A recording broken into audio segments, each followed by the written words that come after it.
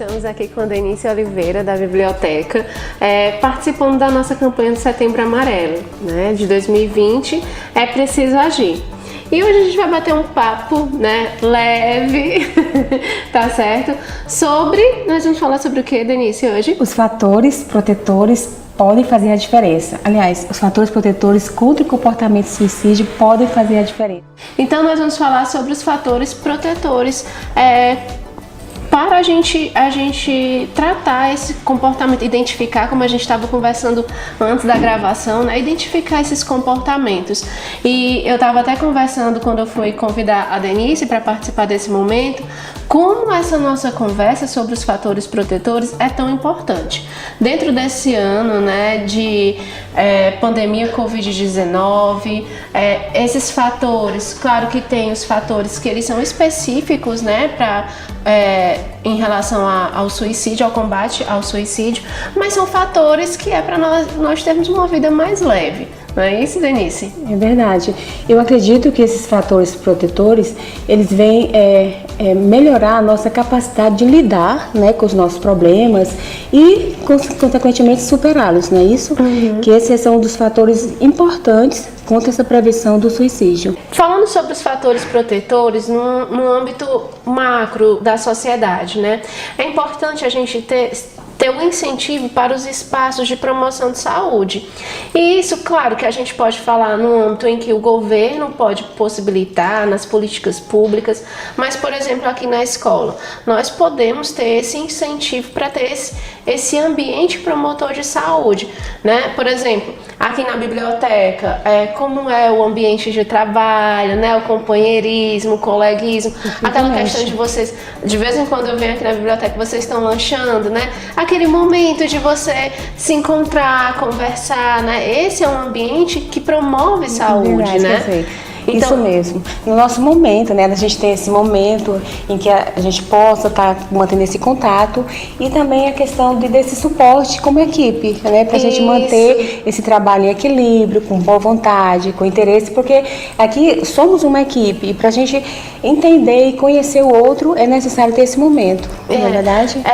A gente passa muito tempo no trabalho, não é? É verdade. Às vezes a gente cria até laços, tem como família, aqueles colegas às vezes viram até, a gente considera da família, né? Então assim, você saber como é que aquela pessoa tá, né? O que está passando, às vezes você tem aquela pessoa no trabalho que você gosta de compartilhar, não é? É verdade. E um entender o outro, porque muitas vezes você é uma pessoa bem ágil e de repente ele está fazendo aquele trabalho mais lento, ou mesmo a gente está em um certo distanciamento, então a gente já vai entender o que está acontecendo. Claro, discretamente, sem invadir a privacidade do outro, mas colocar essa percepção no geral para que tudo comece a fluir bem. E logo a gente recebe pessoas, crianças, então esse momento de estar com o emocional equilibrado vai fazer a diferença com certeza, não é verdade? E aí a gente já falou de alguns fatores, né? Protetivos, que são laços sociais, né? Que é aquela rede de apoio que a gente tanto fala. São os laços sociais, é a questão da empatia, né? O que é essa empatia? É você estar ao lado do outro, né? A gente não consegue viver a dor do outro, o problema do outro, mas a gente consegue, né, dar aquele apoio. Você não está né? Você não está sozinho, né? E também tem a questão da nossa autoestima, né? Muitas vezes você vem para o trabalho, nós somos pessoas que temos problemas, uns diferenciados, mais ou menos, mas essa questão, quando você vem, que aquela pessoa vem com a autoestima baixa, assim, meio que cabisbaixo, então com certeza ele tem um particular que não está resolvido. E nesse momento, como colega de trabalho, a gente tem que ter essa compreensão, esse olhar, e é onde a gente consegue, através desses fatores protetores, né, contra esse comportamento, começar a agir nesse momento. É verdade, a gente quando a gente começa a falar, como tudo está interligado, né? A gente começou a falar sobre um fator protetor no âmbito mais social e a gente já vai pegando elementos individuais. A gente também pode fazer o controle e a regulação dos métodos mais utilizados, né? Por exemplo, chumbinho, esses venenos para matar rato. Então, há alguns anos, né, se colocou essa questão na questão de como é que vai ser vendido, né? Porque antes ficava tudo nas últimas prateleiras, nas prateleiras de baixo, então assim, de fácil acesso para qualquer pessoa, inclusive crianças. Então assim, é para se ter uma regulação maior, né, dessas questões. As armas de fogo também, aí a gente já entra num assunto que gera mais polêmica também, mas a gente, sem dúvida, o acesso mais fácil à arma de fogo, ele pode sim contribuir para um aumento dos casos de suicídio. Até assim, nas nossas casas, que se até um fogão, se você tem que ter aquela proteção contra uma criança, imagine outras possibilidades como as armas, né? Porque se você liga um fogo, e aparentemente tão simples, se você está fazendo e de repente a criança chega, então você já entende que ali você tem que ter uma certa conversa, um olhar para isso e esses cuidados. Então, não deixa de ser um dos fatores protetores contra esse comportamento suicida. É verdade.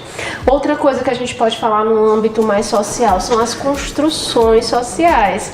Por exemplo, nós temos aqui em Fortaleza um shopping que ele é conhecido de acontecer suicídios. Né? Então, o que foi implementado lá? Nas bordas, né, que a gente pode chegar nos parapeitos, foram colocados vidros, né, para que as pessoas não pulassem. Né? Então, lá acontecia muitos casos de suicídio subnotificados e não eram veiculados, a gente sabia por outras, né, não era pela televisão, mas que as pessoas geralmente tentam. Então, assim, são construções que elas precisam ser inteligentes e serem planejadas. Então a gente observa que tem que ser também um olhar governamental, um olhar político, porque essas leis ou essas normas, elas também precisam estar à frente. Tem um selo amarelo. E tem que ter esse cuidado por conta da dificuldade, né? De dificultar. Exatamente, para impedir. Quando a pessoa está com um pensamento suicida, que a gente já vai para o comportamento, se ela tem algumas dificuldades, porque assim, a pessoa ela está focada, parece um animal quando está com aquela viseira, né? Então, ele vai para arquiteta, mas é que nem quando a gente joga no Google mapa, né? O nosso trajeto, ele calcula lá o nosso trajeto e parece que não tem sinal fechado, não tem congestionamento, né? Só direcionando sem regras, sem uma... E aí a pessoa, quando ela planeja, ela não vai pensar em coisas que podem dificultar. Se tem dificultores, né? Aspectos que dificultem, isso pode ajudar a impedir que... Amenizar, no caso, né? Até uma pessoa falar com outra, né? Tem vídeos, tem filme, tem filmes que mostram, né? A pessoa tá lá, por exemplo, na ponte ou tá indo, aí uma pessoa começa a conversar com ela, desvia o pensamento da pessoa, então aquele plano dela já pode amenizar e ela pode não tentar. Então, certo? esse contato da conversa, esse seria um dos fatores, a empatia, né? Não é verdade? Essa conversa, essa comunhão de ideias também, né? De você poder persuadir de forma benéfica para aquela pessoa, isso também faz toda a diferença, não é isso? Outro fator são evitar as descrições pormenorizadas do suicídio, do ato em si. Como a gente comentou no vídeo sobre mitos e verdades, não é que não possa falar sobre suicídio, não é que não possa veicular a notícia. No entanto, a gente não pode falar o passo a passo, né? Porque aí sim a gente estimula ou acende no outro, mas você pode influenciar, né? Tem uma influência, entendi. porque você vai falando os passo a passo. Tem grupos, né, na internet que podem, né, influenciar, que vão falando como é que você faz, né? Então, já existiam livros, né, também, que foram até proibidos, porque vão falando passo a passo. Então, assim, se você sabe o passo a passo, quem tá com essa ideia já propicia mais rápido, para né? ela fazer. Tá certo?